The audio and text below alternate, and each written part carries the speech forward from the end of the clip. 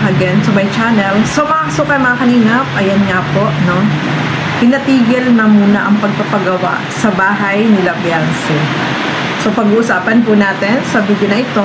Pero bago natin simulan yan, huwag niyo pong kakalimutang mag-subscribe sa Santos Matubang, Kalingap Rob, Ate Edna Vlog, sa tayong lingkod, Gandang Emmy, sa mga hindi pa po nakapag-subscribe dyan.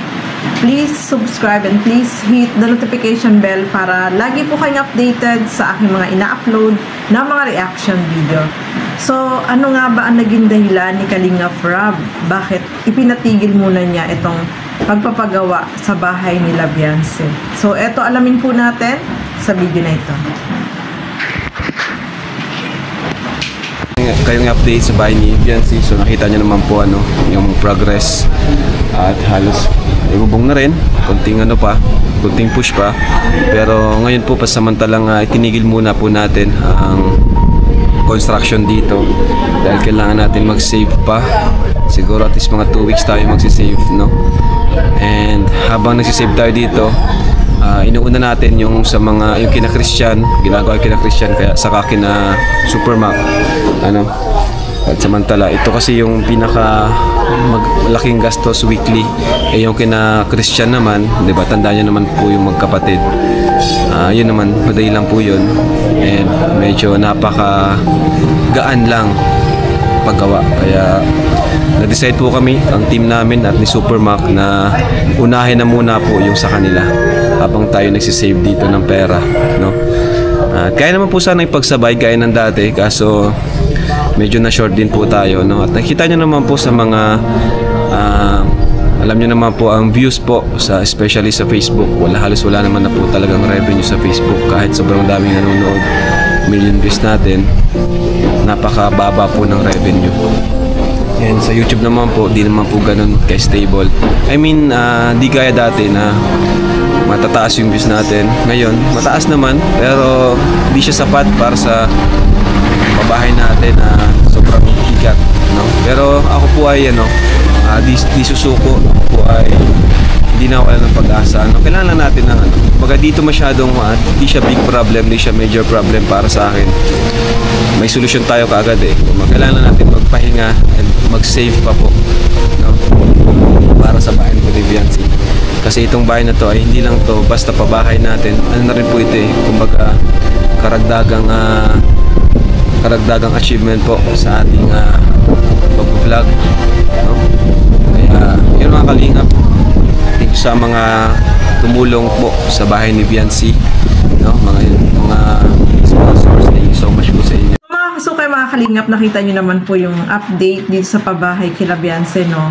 Finish na dun sa bandang taas, pero sa baba hindi pa. Tapos may bubong na, pero sa bandang side, na kabilang side, wala pang bubong. So hopefully mabilis na yan kapag nasimulan ulit after 2 weeks, no mga kalingap. At maganda, no, pag natapos yan mga kalingap.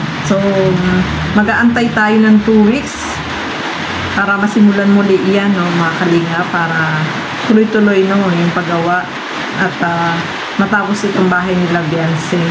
At kapag natapos naman po yan, ay nako, sobrang masaya siyempre tayong lahat, pati yung family nila Beyonce, kasi makakalipat na sila diyan sa kanilang bagong tirahan, no, na napakaganda, di ba?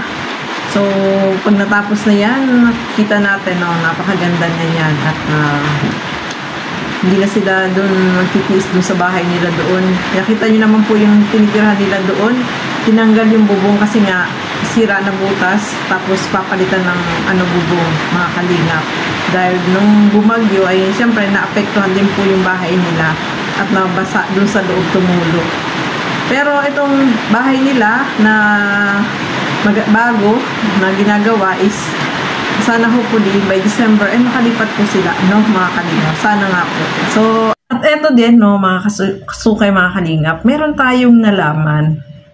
Marites natin. Uy, naging marites na tayo, mga kalingap. So, eto nga, no, dahil sa pabahay dito kay Beyonce, syempre, yung mga nagmamahal sa EDC, no, ay syempre gusto nila talagang matapos na ito kaagad-agad. Yung mabilis na wala, hindi na magtigil-tigil, para tuloy-tuloy yung paggawa, is parang merong meron sila na gagawin na ikakagulat ng lahat.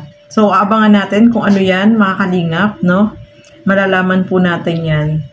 At hopefully, itong nalaman natin ay maging totoo talaga, no? Kasi para tuloy-tuloy yung paggawa dito sa pabahay, dito kay Beyonce, mga kalingap, no? Kasi alam naman natin, tayong lahat ay gusto na matapos ng mas mabilis, di ba?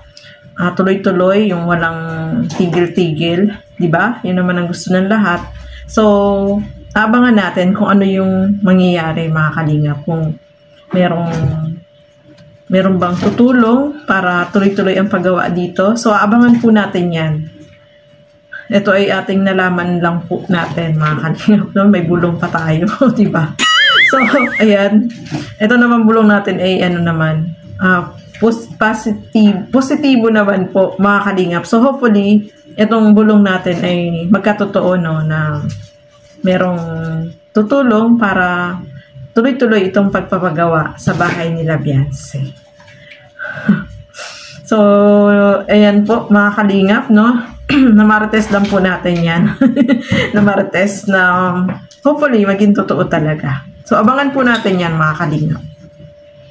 Ayan, mga kalingap, happy Mansari sa EDC, no? Sobrang grabe, napaka-sweet po nila dyan. Ibang reaction na lang po yung gagawin natin doon, mga kalingap. Ito ay sa update lang dito sa bahay nila Beyonce. So, ayan, maraming salamat po sa inyong panunood at hanggang sa muli, keep safe everyone. Thank you for watching. Mabuhay po tayo lahat. Bye-bye!